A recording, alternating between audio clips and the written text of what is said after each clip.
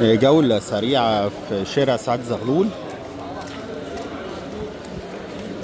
قبل الفطار ب10 دقايق عشان نشوف حالة الشارع. والله فعلا قبل فطاري 10 دقايق ربع ساعة. من أمام سفينة باولو الناس ما شاء الله عيد بقى وكل سنة وانتم طيبين، وكله بيشتري الناقص بتاعته. كله يعني بيدور على حاجة اللي هي الرخيصة القليلة. الأسعار زادت جامد.